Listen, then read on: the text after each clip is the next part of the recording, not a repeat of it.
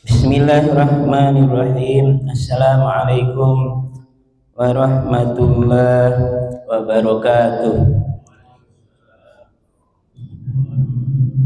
Innal hamdalillah nahmaduhu wa nasta'inuhu wa nastaghfiruh wa na'udzu billahi min shururi anfusina wa min sayyiati a'malina.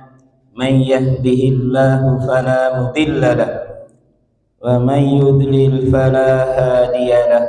Asyhadu an la ilaha illallah wahdahu la syarika lahu wa asyhadu anna Muhammadan abduhu wa rasuluhu.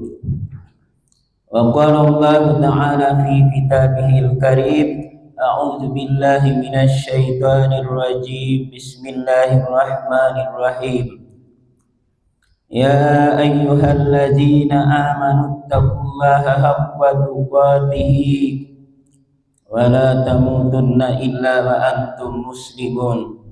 Wa qala ya ayyuhan nasu taqu rabbakumul ladzi khalaqakum min nafsin wahidah wa khalaqa minha zawjaha wa bassa minhuma rijalan katsiran wa nisaa'a wattaqullaha alladzi tasaaluna bihi wal arham innallaha kana 'alaikum raqiba.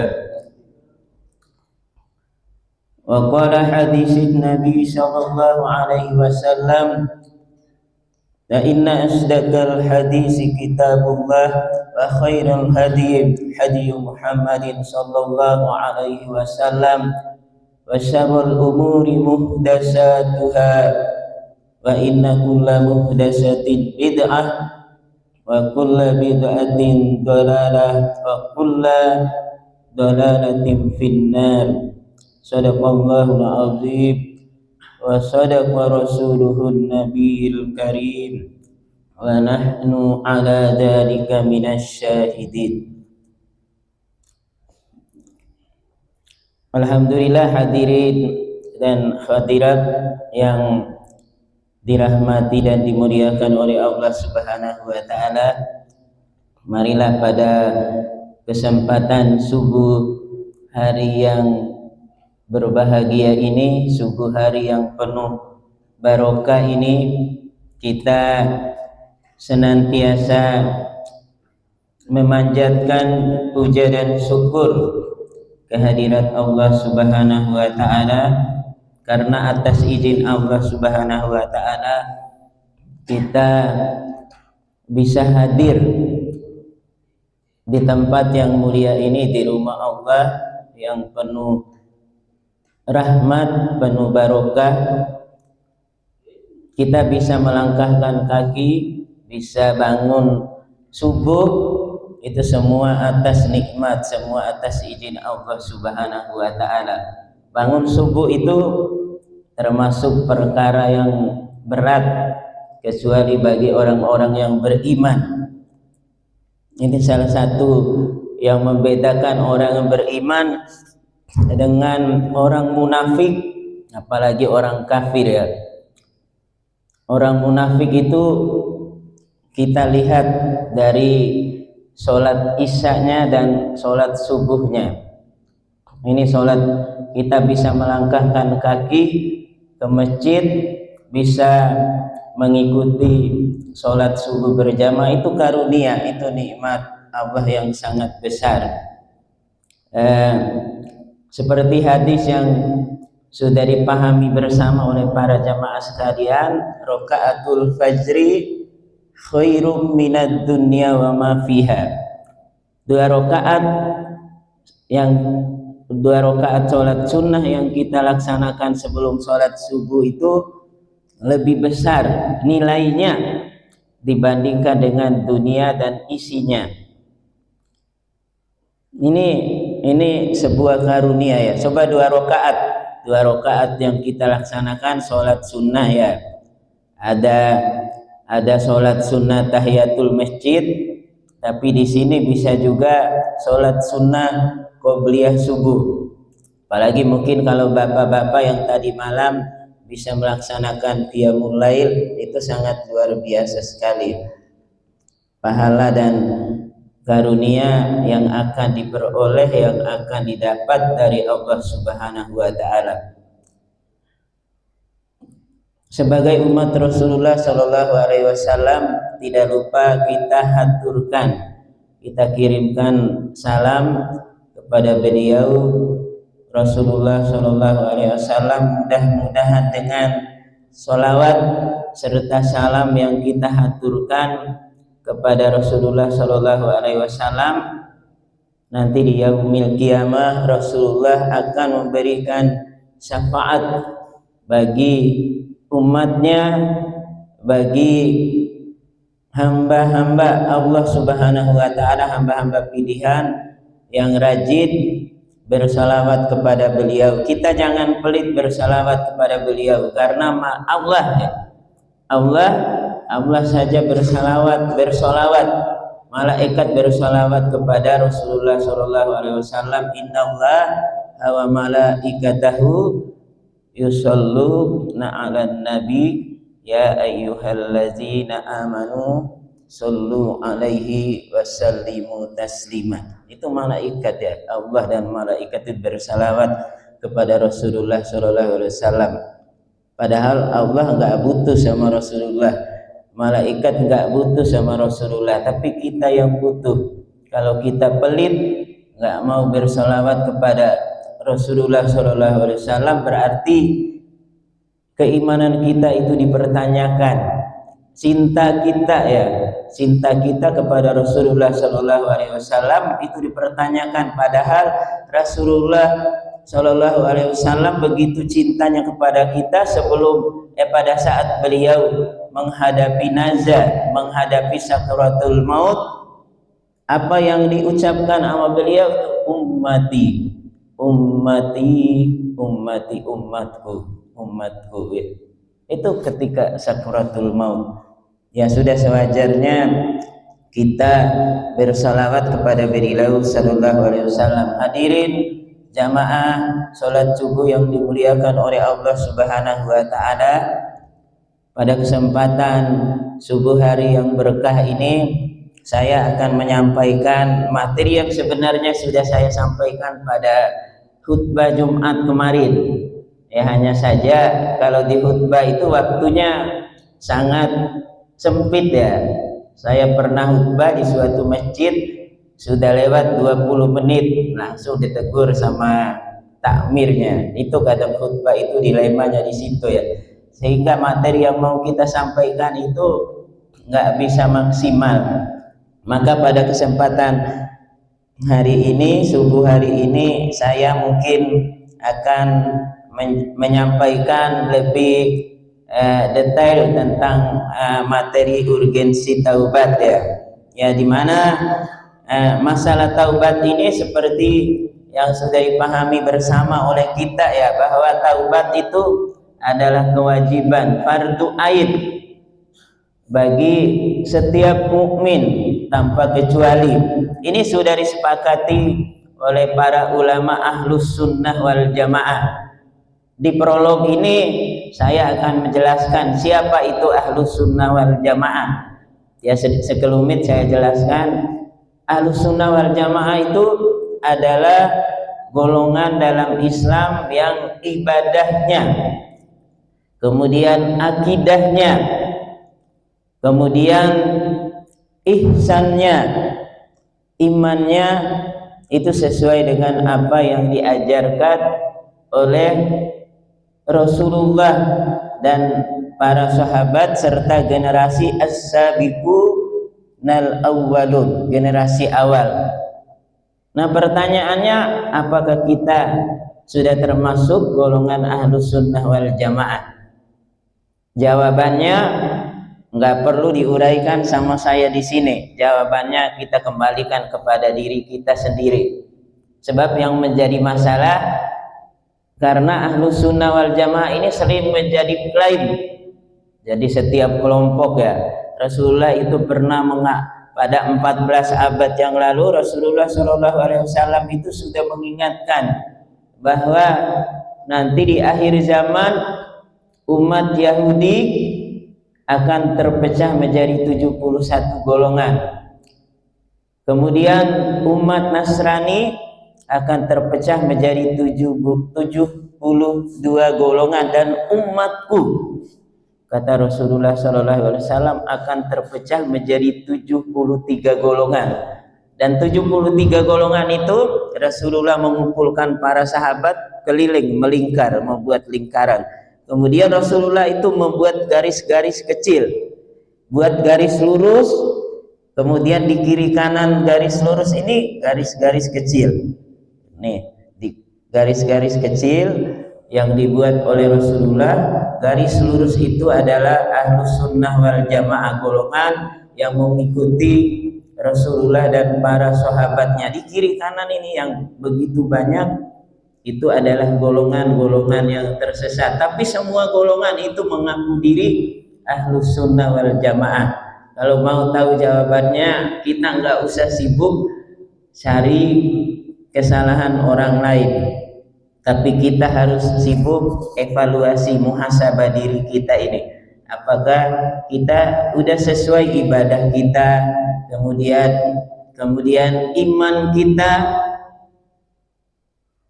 kemudian ihsan kita sudah sesuai enggak dengan apa yang sudah diajarkan oleh Rasulullah SAW. Sebab kata Rasulullah, barang siapa yang melaksanakan suatu ibadah tidak ada contoh dari Rasulullah SAW, maka ibadah tersebut akan tertolak. Nah ini ya, untuk masalah apakah kita udah sesuai ya, kita kembalikan kepada diri kita. Soalnya kalau kita sibuk si A, si B, si C dan lain sebagainya, ibadahnya sholat, zikirnya, ibadahnya salah, sholatnya salah, zikirnya salah, nanti bukan ada titik temunya, malah yang ada itu berantem. Ya gitu sih, kita sibuk berantem, umat Islam itu sibuk berantem. Jumlah umat Islam itu kuantitasnya itu banyak. Kalau diibaratkan seperti buih di lautan, atau seperti makanan yang kalau kita menghadiri pesta ada makanan, kemudian makanan itu menjadi rebutan orang-orang yang hadir di pesta tersebut. Nah ini adalah gambaran umat Islam saat sekarang ini.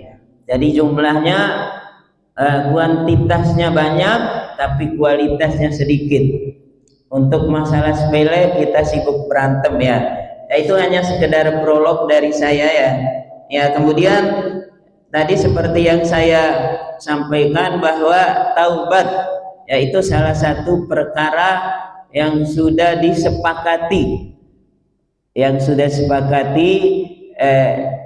jumhur ulama ahlus sunnah wal jamaah, ulama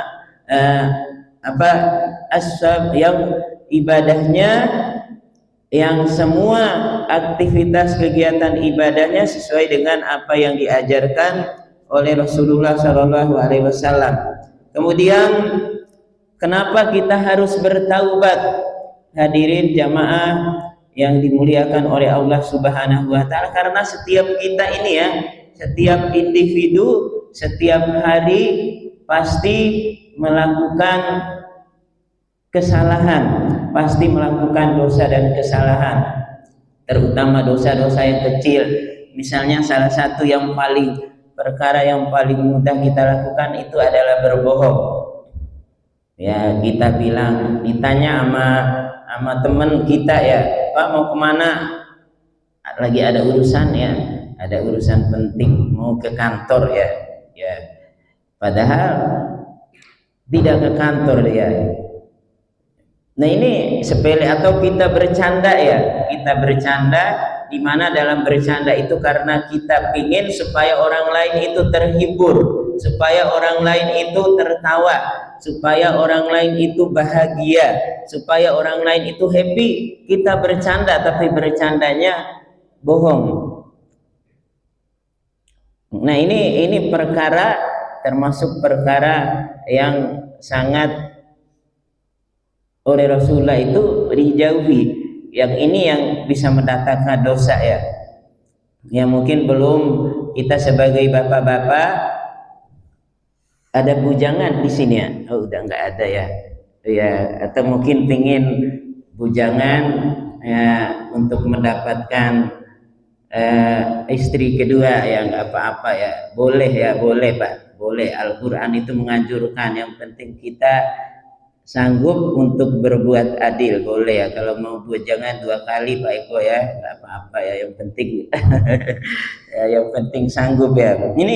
Ini mungkin di rumah kita ngomelin istri atau anak, kita mengumpat dengan kata-kata, apalagi menyebut hewan ya, atau dengan kata-kata yang mungkin ya biasa kita bacot ya misalnya ya. Ya ini bisa, ini lisan kita ini ya. Ya kata Rasulullah, siapa yang bisa menjaga yang ada di antara kedua bibirnya dan yang ada di antara kedua pahanya, insya Allah masuk surga. Ini yang susah kita jaga Pak. Apalagi ini kata orang, lidah itu tak bertulang. Ya kita nyerocos aja ya, kita mengumpat atau kita memarahi, mencaci maki, ini yang mendatangkan dosa ya. Ini sesuai dengan sabda Rasulullah SAW, kullu bani Adam khata'un wa khairul khata'ina tawwabun. Setiap anak Adam pasti berbuat salah dan dosa, dan sebaik-baiknya orang yang melakukan kesalahan itu adalah yang bertaubat. Ini hadisnya sahih, hadis yang diriwayatkan oleh At-Tirmidzi, hadis nomor 2499, yaitu di dalam Sahih At-Targhib. Kemudian masalah taubat ini Allah Subhanahu wa taala memerintahkan kepada setiap hamba yang apabila melakukan dosa dan kesalahan itu agar segera bertaubat. Jadi tidak menunda-nunda taubatnya, bertaubat dengan sungguh-sungguh, tidak menunda-nunda taubatnya. Kemudian di dalam melaksanakan taubat itu harus ikhlas, harus benar-benar karena Allah Subhanahu wa taala. Ada firman Allah Subhanahu wa taala di dalam Quran surat An-Nur ayat ke-31, wa tubu ilallahi jami'an ayyuhal mu'minuna la'allakum tuflihun, dan bertaubatlah kamu sekalian kepada Allah, hai orang-orang yang beriman, supaya kamu beruntung. La'allakum tuflihun, supaya kamu beruntung. Jadi ketika seorang mukmin bertaubat kepada Allah Subhanahu wa taala, berarti dia menjadi orang yang beruntung. Apa keuntungan yang diperoleh oleh orang yang bertaubat? Keuntungannya akan selalu mendapatkan karunia, selalu mendapatkan kasih sayang dari Allah Subhanahu wa taala. Nah ini keuntungan orang yang bertaubat. Kemudian di dalam Quran surat yang lain Allah Subhanahu wa taala berfirman, ya ayyuhalladzina amanu tubu ilallahi taubatan nasuhan. Ini diperhatikan ayatnya, wahai orang-orang yang beriman, bertaubatlah kepada Allah dengan taubatan nasuhan, taubat yang semurni-murninya. Jadi kita tidak bermain-main dalam bertaubat, harus bersungguh-sungguh, harus ikhlas dan harus bersegera. Taubat itu adalah taubat nasuha, taubat yang semurni-murninya. Quran surat At-Tahrim ayat ke-8. Kemudian di dalam sabda Rasulullah sallallahu alaihi wasallam, ya ayyuhan nas tubu ilallah wastaghfiru. Wahai sekalian manusia, ya ayyuhan nas, bertaubatlah kalian kepada Allah dan mintalah ampun kepadanya. Tubu ilallah wastaghfiru. Jadi Rasulullah sallallahu alaihi wasallam meminta kepada umatnya, tubu ilallah wastaghfiru, bertobatlah kalian kepada Allah dan minta ampunlah, beristighfarlah kepada Allah Subhanahu wa taala. Fa inni atubu ilallah wa astaghfiruhu fi kulli yaumin mi'ata marrah. Karena sesungguhnya aku bertaubat, kata Rasulullah, karena sesungguhnya aku bertaubat kepada Allah dan meminta ampun kepadanya sehari, setiap hari sebanyak 100 kali. Kulli yaumin mi'ata marrah. Ini Rasulullah sallallahu alaihi wasallam yang sudah kita ketahui bersama bahwa beliau punya kedudukan yang tinggi, punya kedudukan yang istimewa, dan beliau adalah salah satu-satunya manusia yang maksum, satu-satunya manusia yang terpelihara dari dosa. Tapi beliau Rasulullah Shallallahu Alaihi Wasallam beristighfar, bertobat kepada Allah satu hari sebanyak 100 kali. Tapi para ulama itu sanksi ya dengan adanya pernyataan hadis ini ya. Sanksinya kenapa? Kok Rasulullah bertaubat, emang salahnya apa? Emang dosanya apa beliau? Ini para ulama itu tanda tanya. Ketika para ulama meneliti hadis ini, ternyata maksudnya bahwa Rasulullah itu bertaubat, beristighfar kepada Allah sebagai bentuk rasa syukur beliau kepada Allah atas karunia yang diberikan oleh Allah kepada beliau. Apa karunianya? Karunia yang didapatkan oleh Rasulullah itu salah satunya adalah jaminan masuk surga tanpa hisab. Kemudian Rasulullah adalah manusia pertama yang akan memasuki, yang akan membuka pintu surga itu. Kemudian hebatnya lagi, umat yang akan pertama kali memasuki surga itu adalah umatnya Rasulullah. Kita-kita ini mudah-mudahan insya Allah, kita-kita yang ada di masjid ini. Jadi pintu surga itu tidak akan dibuka. Ya, yang akan membuka pintu surga itu kuncinya diserahkan oleh malaikat Ridwan kepada Rasulullah. Membuka pintu surga itu dimasuki oleh beliau yang pertama kali. Kemudian setelah beliau, siapa yang akan menyusulnya? Umatnya. Umat yang mana? Nanti berurutan yang paling bertakwa. Yang mudah-mudahan jamaah Masjid Miftahul Jannah, Pak Ustadz Diri, Pak Demunir,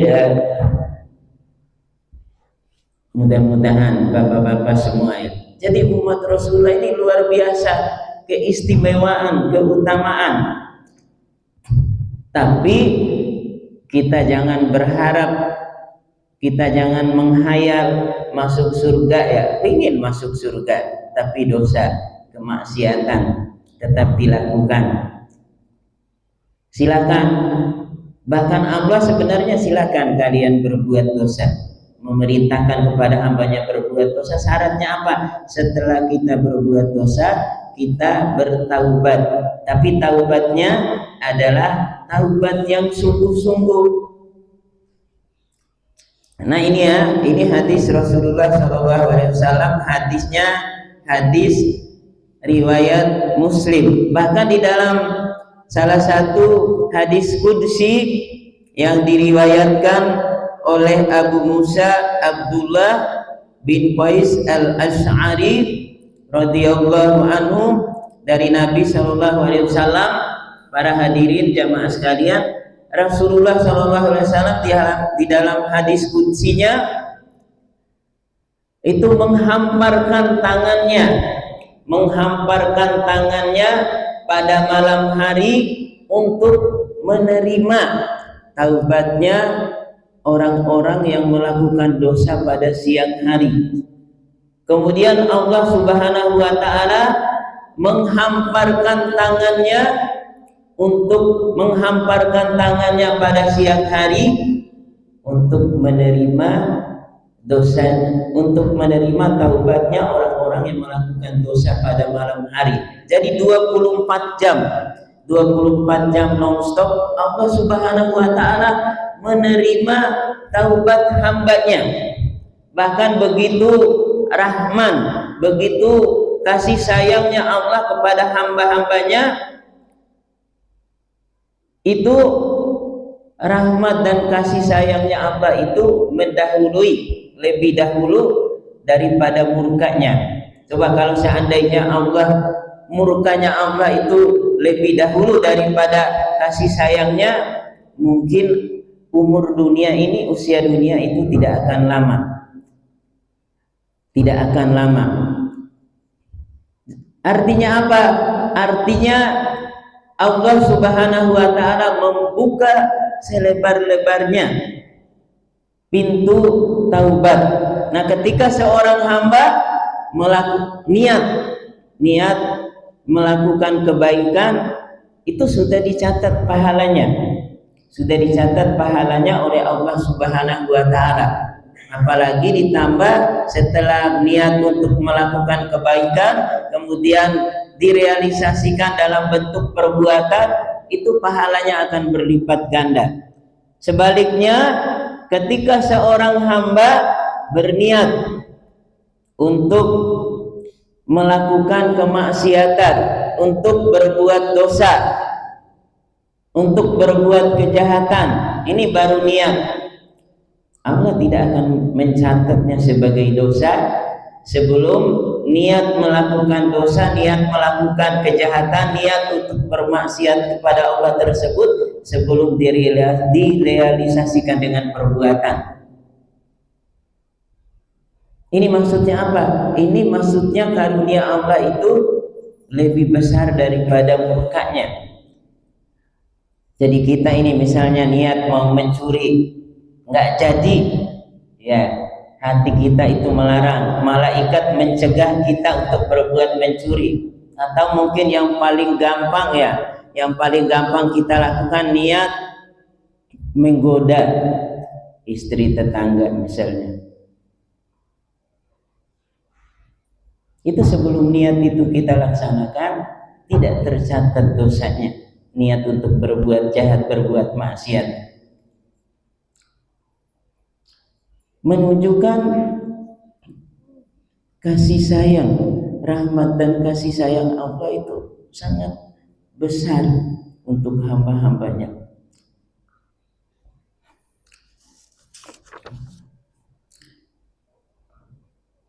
Di dalam Al-Quran kata taubat ini disebutkan sebanyak 85 kali. Kata taubat dan turunannya itu disebutkan sebanyak 85 kali. Kenapa Allah itu banyak menyebut kata taubat di dalam Al-Quran?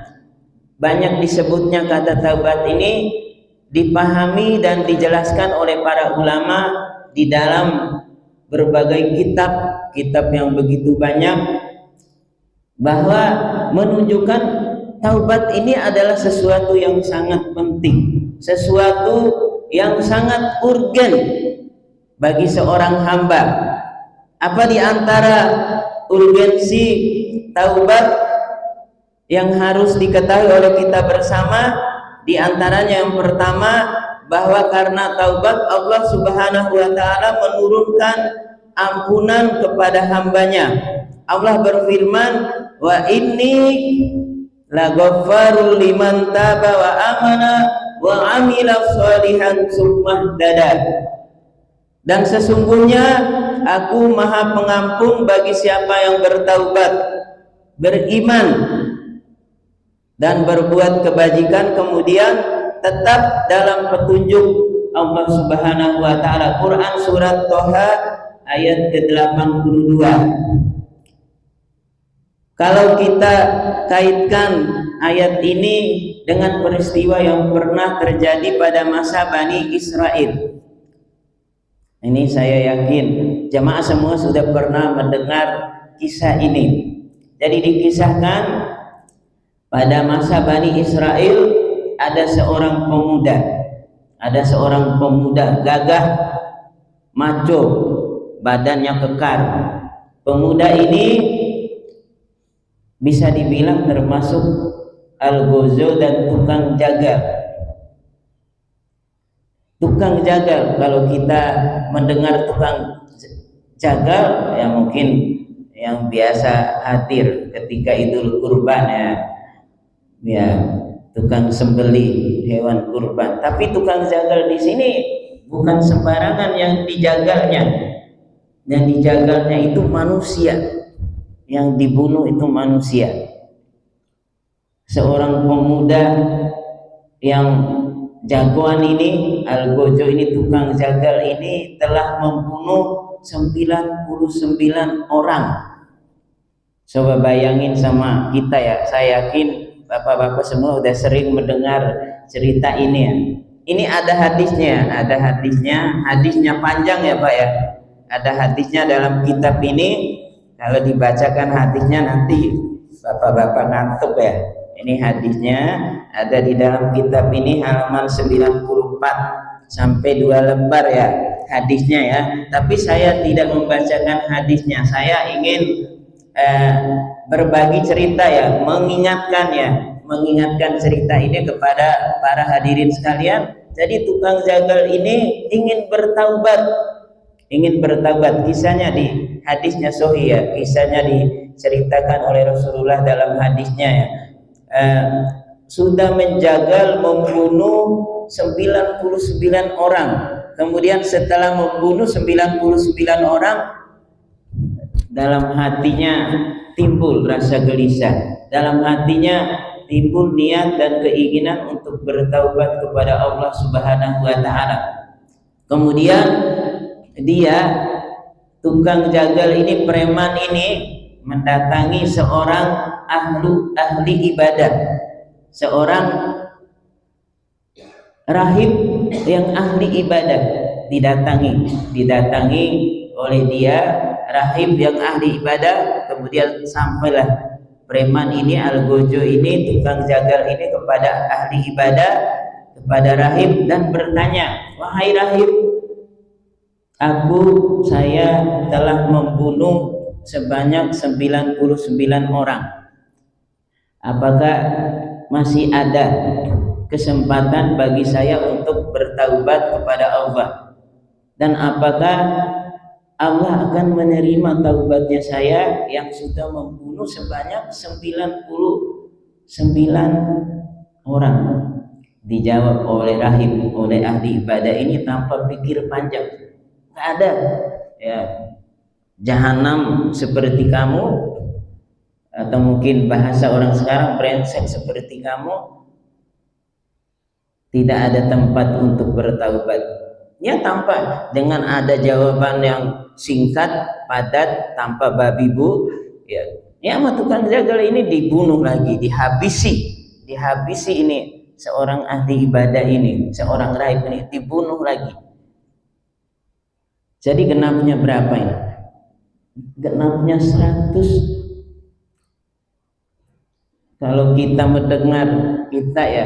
kita mendengar seorang preman membunuh sebanyak 100 orang, apalagi sampai membunuh kiai misalnya, membunuh ustadz, membunuh ulama ya, keder kita, pasti gemetaran kita ya. Mungkin sebut namanya aja kederu kita, gemetaran kita ya. Ini 100 orang, yang ke-100-nya itu adalah seorang ulama, seorang kiai, seorang ahli ibadah dibunuh. Tapi keinginan seorang pemuda yang tukang jagal ini untuk bertaubat kepada Allah Subhanahu wa taala tidak berhenti di situ. Kemudian datanglah, berjalanlah pemuda tukang jagal ini, pemuda preman yang sudah membunuh 100 orang ini mendatangi seorang ahli ibadah dan seorang yang berilmu. Jadi ahli ibadah tapi berilmu. Datang kemudian berkonsultasi, menanyakan, menyampaikan unek-uneknya, menyampaikan keinginan, wahai ahli ibadah, wahai ulama, saya ini sudah membunuh 100 orang. Apakah masih ada kesempatan bagi saya untuk bertaubat kepada Allah? Apakah Allah menerima taubatnya saya? Dijawab oleh seorang ulama yang ahli ibadah ini, ahli ibadah yang berilmu ini, dijawab masih ada. Ini kaitan dengan wa inni la ghaffarun liman taba wa amana wa amila sholihan summa dada. Kaitan dengan luasnya ampunan dan rahmat Allah. Dijawab oleh ulama masih ada.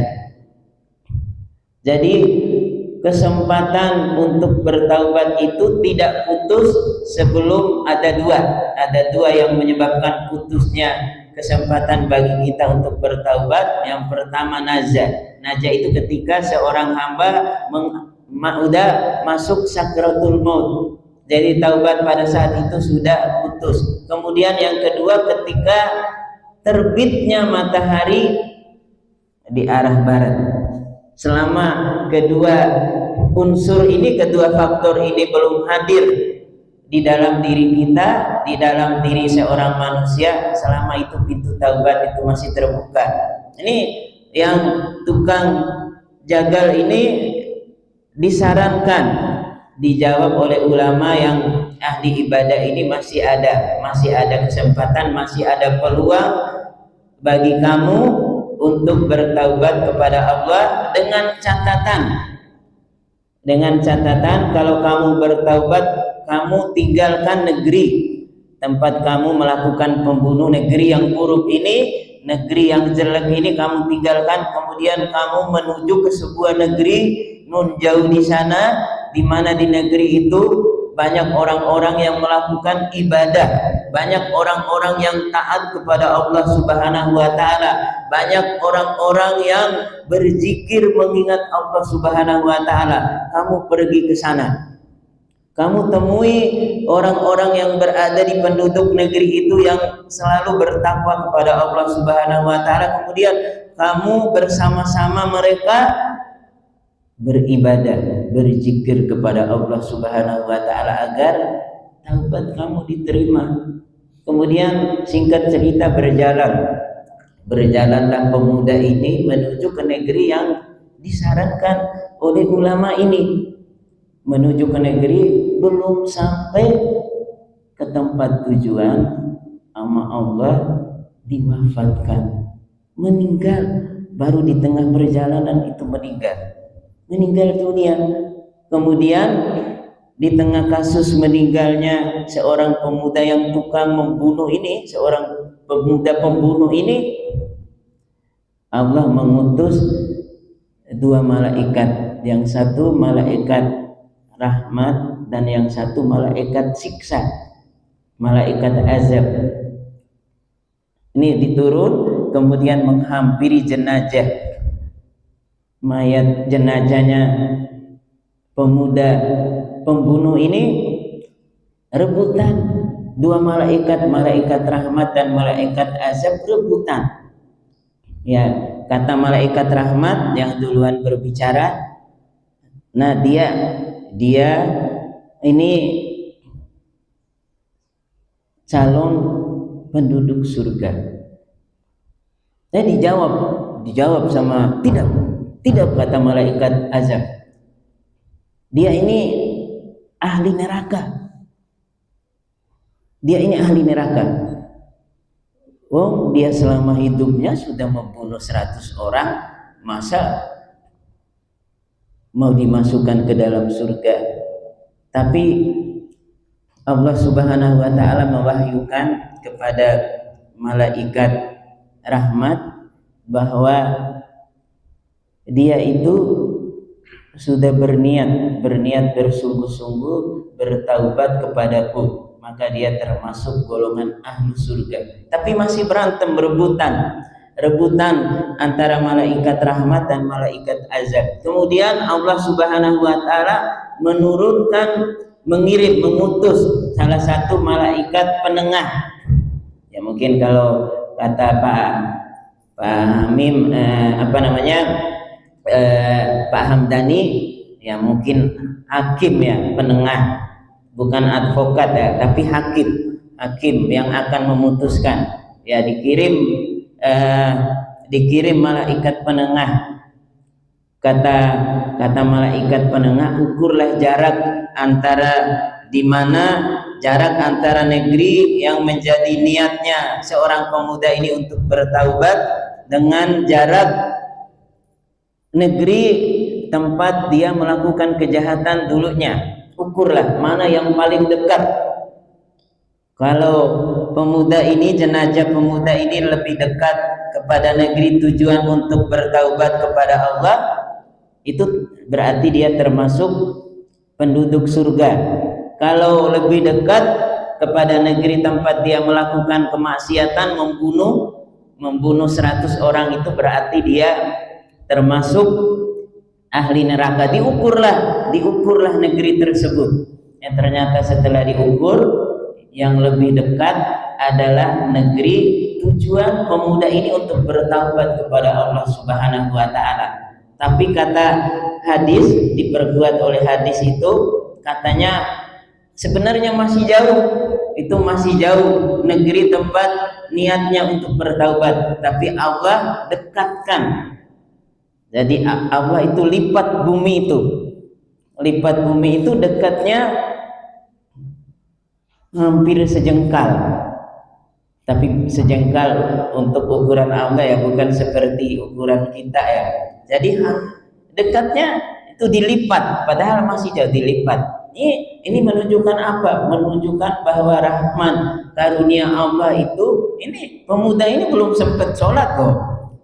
Belum sempat melakukan amal kebajikan. Itu baru niatnya. Ini kenapa bisa menjadi ahli surga? Ia menunjukkan berarti niatnya bertaubat yang mengalahkan, yang menghapus dosa dan kesalahan, membunuh sekian banyak. Jangan kayak kita baru temannya mungkin dosanya kecil mau bertaubat kepada Allah. Kadang kan kita apaan kamu sok alim ya mungkin temannya belum pernah ke masjid, tiba-tiba berwudu pakai sarung, pakai peci, ya mungkin kita bercanda, lu mimpi apa ya hari ini ya, perasaan gue nggak pernah lihat lu kok tiba-tiba berwudu ya. Itu kita ini.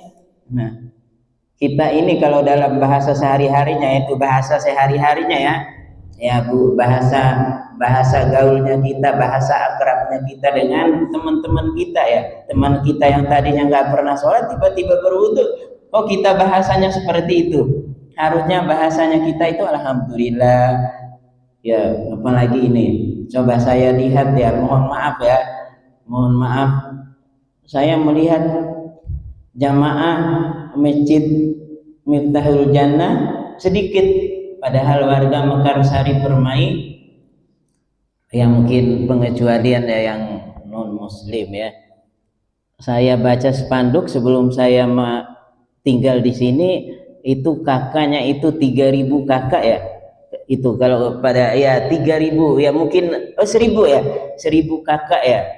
Tapi 1.000 kakak itu baru kakaknya Pak ya. kan belum dari kakak ya, belum kan ada istri, mungkin ada yang anaknya 4, 5 ya.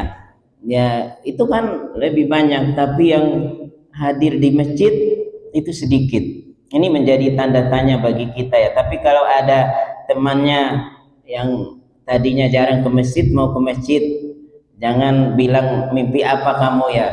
Mimpi apa kamu kok tiba-tiba rajin ke masjidnya. Jadi itu yang pertama ya, karena taubat Allah Subhanahu wa taala menurunkan ampunan. Ya, tadi kasusnya ya. Ada banyak kasus yang lain. Kemudian yang kedua, seorang mukmin mendapat kecintaan Allah melalui taubatnya. Apa dalilnya? Bisa dibuka di dalam Al-Qur'an. Quran surat Al-Baqarah ayat 222. Innallaha yuhibbut tawwabin wa yuhibbul mutatahhirin. Sesungguhnya Allah menyukai orang-orang yang bertaubat dan menyukai orang-orang yang mensucikan diri. Ini kita ini ya, bapak-bapak ya, seorang mukmin yang istiqomah satu hari membersihkan diri. Kalau Rasulullah mengibaratkan seorang mukmin yang beriman, yang bertakwa kepada Allah Subhanahu wa taala, yang rajin, yang istiqomah melaksanakan sholat 5 waktu itu, Rasulullah mengibaratkan seperti seseorang yang tinggal di pinggir sungai, di mana orang tersebut tinggal di pinggir sungai, sungai yang mengalir, airnya jernih. Di air itu tidak ada kotoran, dan mukmin tersebut mandi 5 kali. Mandi 5 kali sehari. Ditanya oleh Rasulullah SAW, ketika kalian, ditanya kepada para sahabatnya, ketika kalian tinggal di pinggir sungai, sungai itu mengalir airnya, kemudian airnya jernih, tidak ada setitik pun kotoran yang ada di air tersebut, kemudian kalian mandi 5 kali sehari. Ditanya sama Rasulullah, kira-kira masih ada noda yang ada di tubuh kalian?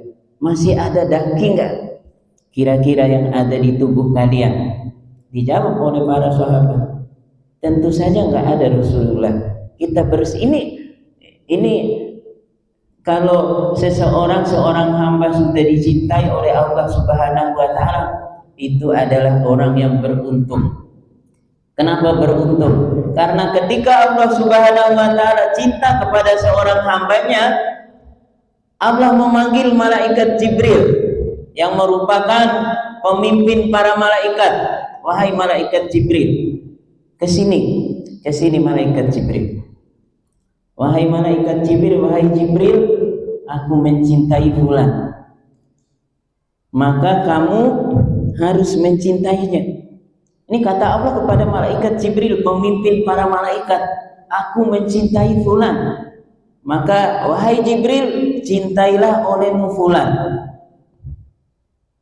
Ya, mudah-mudahan si fulan itu adalah jamaah Masjid Miftahul Jannah yang ada di masjid saat ini. Kemudian malaikat Jibril memanggil seluruh malaikat. Wahai para malaikat, Allah Subhanahu wa taala mencintai si fulan, maka cintailah oleh kamu sekalian. Malaikat Jibril, pemimpin para malaikat, memerintahkan kepada seluruh malaikat untuk mencintai si fulan yang tadi dicintai oleh Allah Subhanahu wa taala. Kemudian apa implikasinya?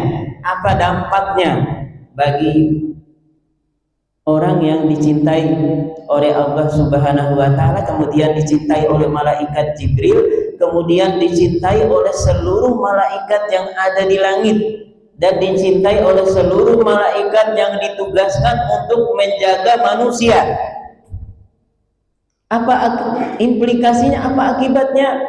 Allah menurunkan mahabbah, Allah menurunkan cinta dan kasih sayang di dalam hati semua makhluk yang ada di bumi. Jadi dimasukkan ke dalam hati manusia agar manusia tersebut cinta kepada si fulan yang tadi dicintai oleh Allah dan para malaikat. Kemudian Allah menurunkan rahmat kepada makhluk yang melata, yang hewan yang melata ya, segala macam hewan yang melata, ular ya, harimau, segala macam binatang buas, itu akan mencintai makhluk yang akan mencintai seorang hamba yang dicintai oleh Allah dan para malaikatnya. Kemudian hewan yang ada di lautan juga sama. Nah, ini konsekuensinya, ini implikasinya bagi seorang hamba. Ini ada banyak kejadian ya, ada banyak kejadian, kisah-kisah pada masa lampau, seorang hamba, seorang wali yang dicintai oleh Allah dan para malaikat ketika bertemu dengan binatang buas, hewan buas, itu hewan buas itu menjadi jinak, tidak memangsanya. Seorang yang dicintai oleh Allah akan dijaga oleh Allah dalam semua aktivitasnya, akan dijaga oleh Allah dari segala mara bahaya, dari segala sesuatu yang bisa mengancam keselamatannya. Ketika orang yang dicintai oleh Allah dan para malaikatnya berkendaraan, naik mobil, naik pesawat, naik kapal laut, naik kereta api, naik motor, naik atau jalan kaki, dimanapun seorang hamba yang dicintai oleh Allah tadi berpergian, beraktivitas, itu semuanya dalam pengawasan dan perlindungan Allah Subhanahu wa Ta'ala, dijauhkan dari segala macam bahaya, dijauhkan dari segala macam penyakit yang akan merusak tubuhnya. Ini keuntungannya ya. Jadi innallah, Allah itu, seorang mukmin yang bertaubat kepada Allah Subhanahu wa Ta'ala akan mendapatkan kecintaan dari Allah Subhanahu wa Ta'ala, yang mana kecintaan Allah ini akan merembet kepada semuanya, kepada malaikat, kepada manusia, kepada hewan yang melata, kepada hewan buas, kepada hewan melata seperti ular, kepada semua hewan yang berada di lautan. Ini sangat luar biasa sekali. Ini adalah keuntungan yang kedua, urgensi yang kedua yang diperoleh oleh seseorang yang bertaubat kepada Allah Subhanahu wa Ta'ala. Tidak masalah si A melakukan dosa ya, tapi dengan catatan bertaubat. Ingat, taubatnya adalah taubat yang sungguh-sungguh. Kemudian yang ketiga taubat dapat melebur dosa. Ini yang ketiga. Apa ayatnya? Ya ayyuhalladzina amanu tubu ilallahi taubatan nasuha. Hai orang-orang yang beriman, bertaubatlah kepada Allah dengan taubat nasuha, taubat yang semurni-murninya. Asa rabbukum ayyukaffir ankum sayiatikum wa yudkhilukum jannatin tajri min tahtihal anhar. Mudah-mudahan Rabbmu akan menutupi kesalahan-kesalahanmu. Jadi tujuan kita bertaubat itu Allah akan menutupi kesalahan-kesalahan kita. Tapi jangan ya, setelah Allah Subhanahu wa Ta'ala menutupi kesalahan kita, jangan kita menceritakan aib kita kepada orang lain. Ini kita soleh, ini kita semua soleh, bukan berarti kita nggak pernah berbuat dosa. Pasti di antara kita ini semuanya pernah berbuat dosa. Ya, kenapa kita mungkin di mata orang soleh, kemudian berwibawa, punya harisma ya, bukan motor harisma ya Pak ya, punya karisma ya, maaf ya kalau saya agak salah pengucapan. Saya kadang orang Bima sering ditegur ya, sering mengucapkan kata sering salah ucap ya. Jadi punya karisma, punya wibawa di hadapan, disegani. Orang melihat kalau orang soleh ketika lewat, orang itu agak segan. Nah itu adalah bentuk karunia Allah. Jadi Allah menutupi kesalahan kita. Kemudian Jannatun tajri min tahtihal anhar, dan memasukkanmu ke dalam jannah yang mengalir di bawahnya sungai-sungai. Jadi di surga itu digambarkan oleh para ulama adalah pemandangan yang belum pernah dilihat oleh mata kita. Indahnya surga ya. Surga itu kalau mungkin bahasanya itu adalah kebun ya. Tapi kebun di mana di dalam kebun itu ada sungai, ada buah-buahan, yang mana buah-buahan itu tidak pernah berhenti berbuah.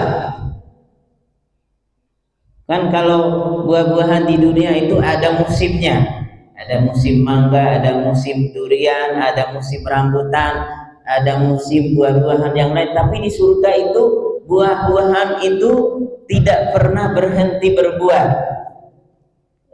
Dan ahli surga itu semuanya usia rata-ratanya antara usia 25 sampai 30 tahun.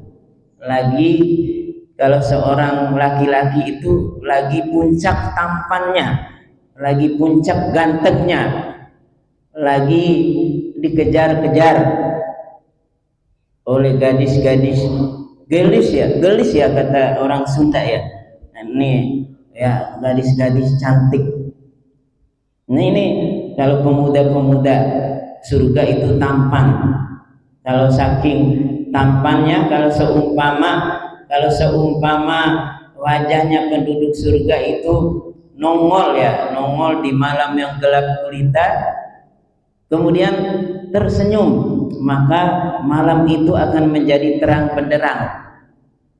Ini coba dibayangin nih Pak ya, penduduk surga ketika nongol di malam gelap gulita kemudian tersenyum, malam itu menjadi terang. Ini seperti apa ya? Kalau kita membandingkan tampannya manusia ya, Nabi Yusuf itu masih kalah. Katanya Pak, tampannya Nabi Yusuf itu masih berapa persen ya, mungkin masih seujung kuku. Kemudian kata para ulama, Rasulullah itu tampan, tapi ketampanan Rasulullah itu tirainya itu baru dibuka sedikit. Itu bahkan menurut para ulama ketampanan Rasulullah itu mengalahkan Nabi Yusuf. Tapi ama Allah itu tirai ketampanan itu hanya dibuka sedikit. Nah ini ya, jadi Allah akan memasukkan orang-orang yang bertaubat tadi ke dalam surga, di mana di dalam surga itu tidak ada rasa letih, tidak ada rasa galau, tidak ada rasa khawatir, tidak ada rasa-rasa yang sifatnya negatif. Semuanya menyenangkan. Jannatun tajri min tahtihal anhar yauma la yuhjillahun nabi walladzina amanu ma'ahu. Ya, pada hari ketika Allah tidak menghinakan nabi dan orang-orang mukmin yang bersama dia. Nih, yauma la yuhjillahun nabi walladzina amanu ma'ahu. Jadi Allah memuliakan nabinya Rasulullah SAW dengan orang-orang, dengan umat-umatnya, dengan jamaah Miftahul Jannah yang istiqomah melaksanakan perintah Allah dan Rasulnya. Jadi dimuliakan, diangkat derajatnya oleh Allah Subhanahu wa taala, dimuliakan di antara sekian banyak umat yang ada pada saat itu. Nuruhum yas'a baina aidihim wa bi aimanihim. Sedangkan cahaya mereka memancar di hadapan dan di sebelah kanan mereka. Jadi di hari kiamat nanti orang-orang mukmin itu cahayanya memancar di hadapan mereka. Cahaya apa? Ya, cahaya amal-amal kebaikan yang sudah dilakukan. Salah satunya adalah ibadah sholat. Karena seorang mukmin yang rajin, yang istiqomah melaksanakan sholat 5 waktu itu wajahnya bercahaya, wajahnya berseri-seri. Air wudhu yang kita yang kita basuhkan 5 waktu sehari semalam itu akan memberi aura yang positif. Yang pertama ya, kata Rasulullah, setiap tetesan wudhu kita yang menetes dari anggota badan kita, dari kuku kita, dari rambut kita, dari ujung rambut kita sampai ujung kaki kita, itu akan menggugurkan dosa. Sekali lagi saya tegaskan, setiap tetes air wudhu seorang mukmin yang istiqomah melaksanakan sholat 5 waktu, tetesan air wudhu yang kita berwudhu sebanyak 5 kali sehari semalam itu, sebanyak 5 waktu itu akan membuat dosa-dosa kita itu menggugur. Gugurnya dosa kita itu seperti menetesnya air wudhu dari anggota badan kita ini, dari kuku kita, dari rambut kita, dari tangan kita, muka kita sampai ke kaki kita. Nah ini akan melahirkan, dari situ akan melahirkan aura yang positif, akan melahirkan cahaya pada wajah orang-orang mukmin, kepada hamba-hamba Allah Subhanahu wa taala yang istiqomah melaksanakan perintah Allah, terutama perintah sholat. Karena perintah sholat ini adalah pokok dari semua perintah ibadah-ibadah yang lain. Nah ini Allah memancarkan cahaya. Kemudian mereka berkata, jadi para penduduk surga tadi, orang-orang mukmin tadi berkata, yaquluna rabbana, berdoa kepada Rabbana atmim lana nurana wa ghfir lana innaka ala kulli syai'in qadir. Jadi orang-orang mukmin, para penduduk surga tadi berdoa kepada Allah, ya Rabb kami, Rabbana atmim lana nurana, ya Allah sempurnakanlah bagi kami cahaya kami, wa ghfir lana, dan ampunilah kami, innaka ala kulli syai'in qadir, sesungguhnya engkau maha kuasa atas segala sesuatu. Ini nggak bisa disampaikan semuanya ya, saya mungkin beberapa poin lagi ya Pak ya, bisa ya? Oh ya silakan, monggo Pak Tri. Bisa Pak, beberapa poin lagi ya. Kemudian apa akibatnya, apa yang dirasa, apa syarat-syarat diterimanya taubat tadi? Syarat-syaratnya adalah yang pertama menyesal atas perbuatan yang kita lakukan, kemudian berhenti dari melakukan pelanggaran serupa, kemudian bertekad untuk tidak melakukan lagi di masa yang akan datang. Syaratnya apa? Syaratnya adalah kita bertaubat kepada Allah Subhanahu wa taala sebelum 2 faktor tadi. Yang pertama sebelum datangnya ajal kita, sebelum sakratul maut sudah menghampiri kita. Ya jangan seperti Fir'aun. Fir'aun itu di dalam salah satu ayat bahkan pernah mengaku dirinya sebagai Allah. Wa qala ana rabbukumul a'la. Itu di dalam surat Abasa ya Pak ya. Di dalam surat Abasa, ya wa qala ana rabbukumul a'la, aku ini adalah Tuhanmu yang tinggi. Dia bilang kepada para Bani Israel, penduduk Bani Israel, mengatakan bahwa umatnya Nabi Musa, Fir'aun itu wa qala ana rabbukumul a'la, saking sombongnya itu sampai-sampai memposisikan dirinya sebagai Tuhan, sebagai Tuhan yang maha tinggi. Akan tetapi ketika Allah Subhanahu wa taala memerintahkan kepada Nabi Musa dan para pengikutnya untuk menghindarkan diri dari kezaliman Fir'aun dan bala tentaranya kemudian pergi meninggalkan negerinya Fir'aun, dan ketika di tengah jalan dihadapkan kepada Laut Merah. Allah memerintahkan kepada Nabi Musa untuk memukulkan tongkatnya di laut itu, dan laut itu terbelah menjadi dua. Kemudian masuklah kaumnya Nabi Musa ke jalan, ke celah laut yang sudah atas izin Allah Subhanahu masuk untuk menghindari dari kejaran Fir'aun dan bala tentaranya. Berlari mengikuti jalan di tengah laut yang sudah dibuatkan oleh Allah Subhanahu wa Ta'ala, disusul oleh Fir'aun.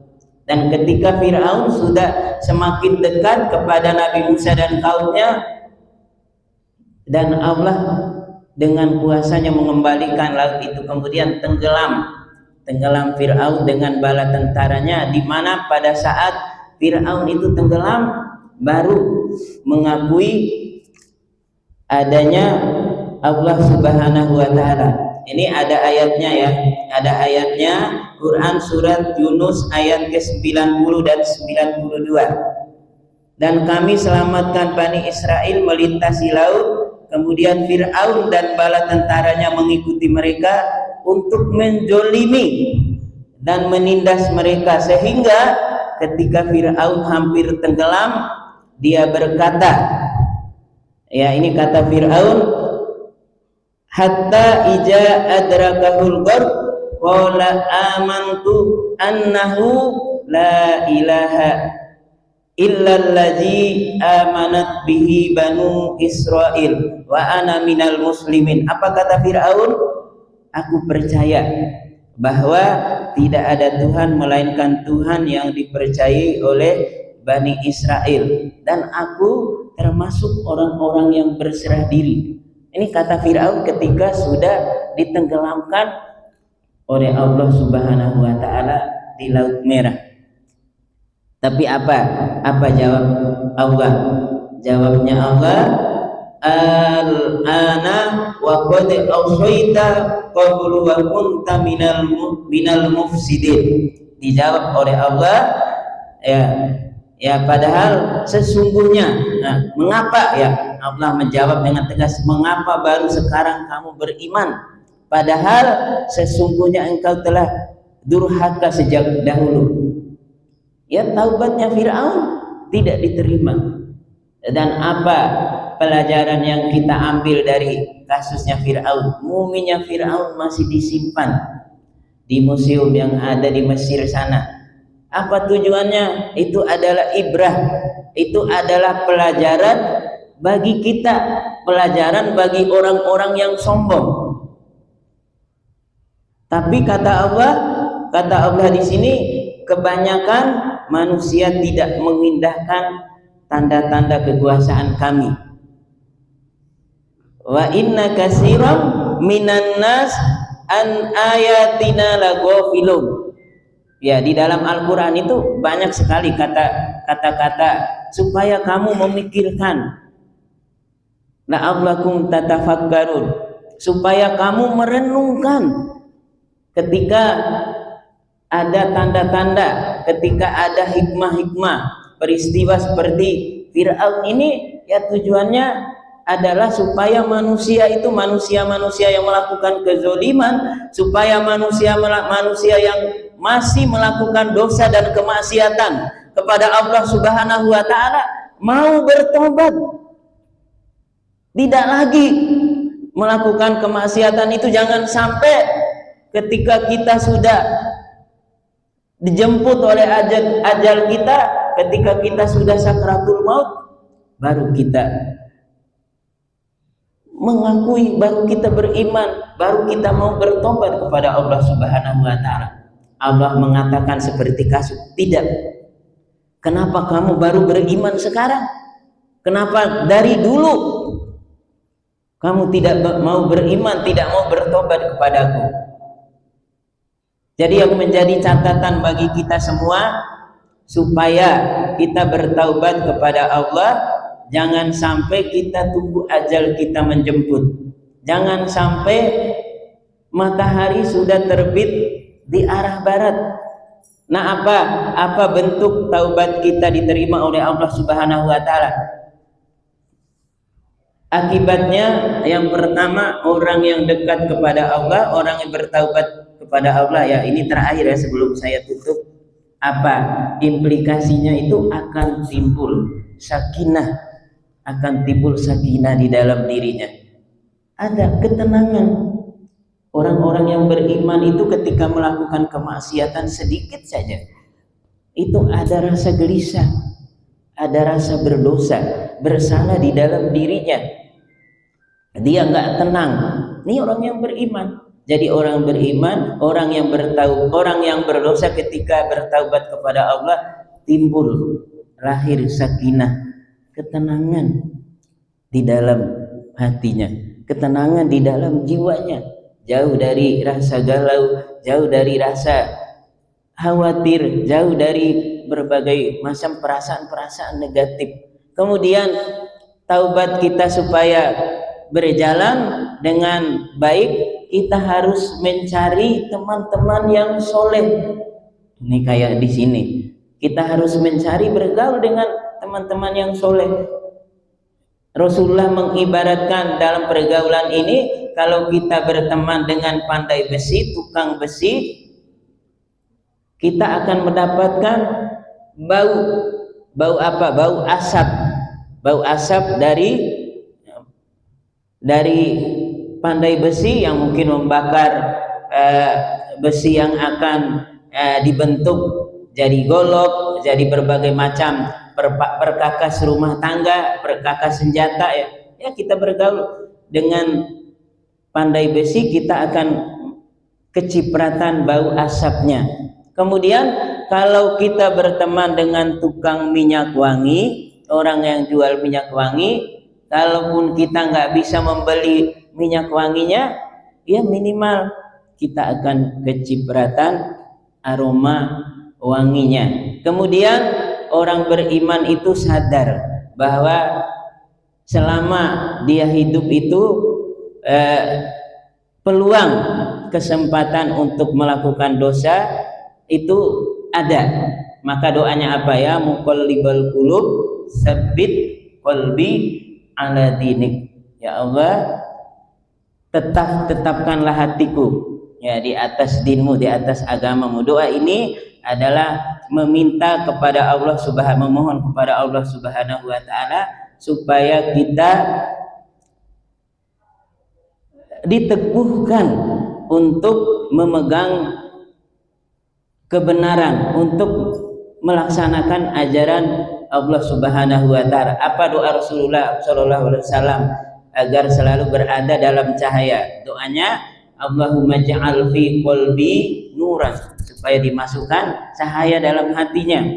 Wa fi lisani nuran, cahaya pada lisannya, pada lidahnya. Wa ja'al fi sam'i nuran, cahaya pada pendengarannya. Wa ja'al fi basari nuran, cahaya, ya mari monggo Pak Hamdani. Wa ja'al fi basari nuran, cahaya pada matanya. Wa ja'al min khalfi nuran, cahaya di belakangnya. Wa min amami nuran, cahaya di depannya.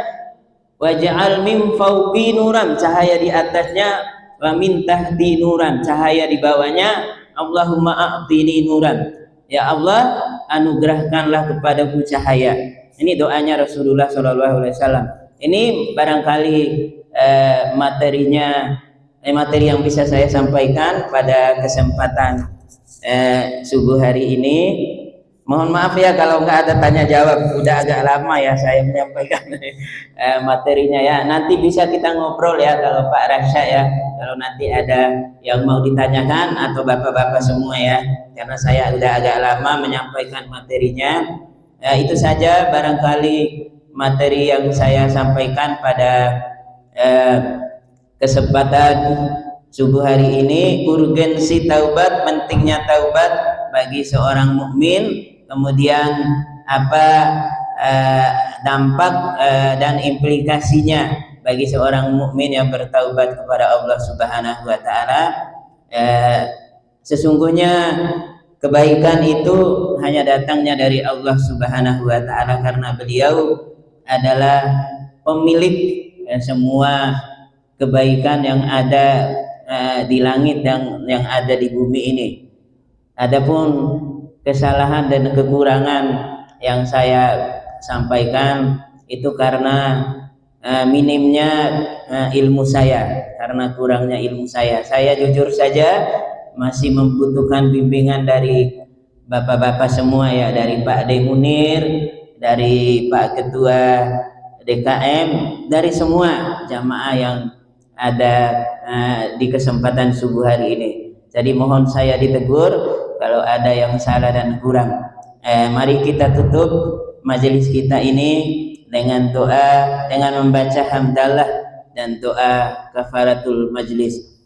Alhamdulillahirabbil alamin. Subhanaka Allahumma wa bihamdika asyhadu an la ilaha illa anta astaghfiruka wa atubu ilaik. Billahi taufiq wal hidayah. Assalamualaikum warahmatullahi wabarakatuh.